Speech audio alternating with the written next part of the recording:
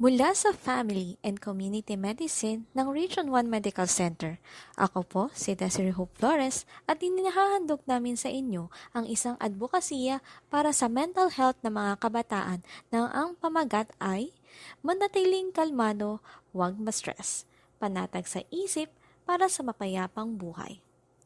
Upang maintindihan natin ang layunin sa ngayon, kinakailangan nating alamin kung ano nga ba ang mental health. Ayon sa WHO, ang mental health ay ang estado na kung saan alam ng isang tao ang kanyang mga kakayahan, kaya niyang makayanan ang mga pagsubok sa buhay at makapagtrabaho ng mabuti upang makatulong sa komunidad na kanyang kinabibilangan. Sa madaling salita, ang mental health ay ang pagkakaroon ng malusog na kaisipan. Ito ay kinakailangan upang magampanan ang mga tungkulin sa pamilya, trabaho at komunidad. Kapag ang isang tao ay may malusog na kaisipan, mas madali niyang makakamit ang kanyang buong potensyal at mas madaling mahaharap ang mga pang-araw-araw na mga problema. Sa buhay ng isang tao, merong pagkakataon na makakaharap tayo ng mga problema.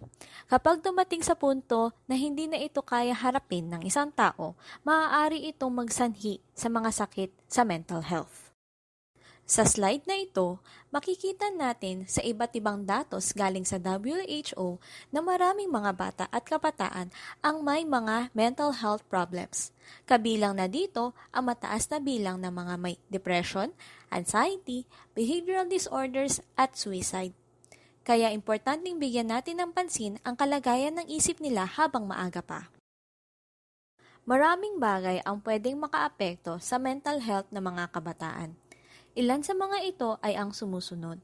Mga pagsubok sa buhay, peer pressure, impluwensya mula sa iba't ibang media at social media, impluwensya at relasyon sa pamilya at mga kaibigan, pagkakaroon ng pang-aabuso, diskriminasyon at stigma, mga problema sa kabuhayan at komunidad at marami pang iba.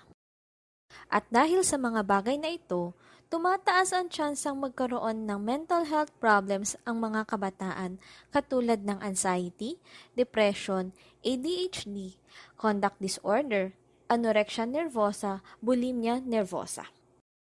Pagkakaroon ng mga halusinasyon at delusyon, pananakit ng sarili sa mga paraang tulad ng pag-aabusong pisikal, pag-aabuso ng alak, kahihiyan sa paghingi ng tulong at pagkakaroon ng mga paraan para magpakamatay, paggamit sa mga pinagbabawal na gamot at hindi ligtas na pakikipagtalik. Ngayon na alam na natin ang mga pwedeng maging mental health problem ng mga kabataan. Bilang isang mamamayan, ano ang mga pwede nating gawin para iwasan ang mga ito? Sa ngayon, kinakailangan natin alagaan ang mental health ng ating mga kabataan. Narito ang ilang tips para sa pag-aalaga ng mental health natin at ng mga kabataan. Number 1. Makipag-usap sa mga taong iyong pinagkakatiwalaan, katulad ng mga kapamilya at kaibigan. Number 2. Alagaan ang iyong sariling pisikal na kalusugan sa tamang pagkain, tulog, at pag-ehersisyo. Number 3. Gumawa ng mga bagay na ikasisiya mo tulad ng mga hobbies at libangan. Number 4. Lumayo sa mga masasamang bisyo katulad ng alak, sigarilyo at droga. Number 5. Maglaan ng oras upang mabigyan pansin ang sarili at kapaligiran. Appreciate ang mga bagay na nasa paligid. At number 6. Huwag mahiyang humingi ng tulong kung kinakailangan ito. Sa mga panahong kinakailangan ng tulong tungkol sa mental health, bukas ang Family Medicine Clinic Outpatient Department ng Region 1 Medical Center, Maine, mula Lunes hanggang Biyernes ng 8 a.m. to 4 p.m. at Sabado ng 8 a.m. to 12 ng tanghali. Pwede din kayo kumonsulta sa Acute Psychiatric Unit sa R1MC Annex, Punuan, Binlok, mula Lunes hanggang Biyernes ng 8 a.m. to 4 p.m. Pwede nyo rin silang i-contact sa mga numerong nakadisplay. Para sa pagtatapos ng ating video, mag-iiwan ako ng isang paalala.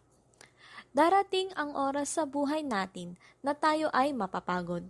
Kung dumating man yon, matuto kang magpahinga at hindi ang sumuko. Maraming salamat sa pakikinig.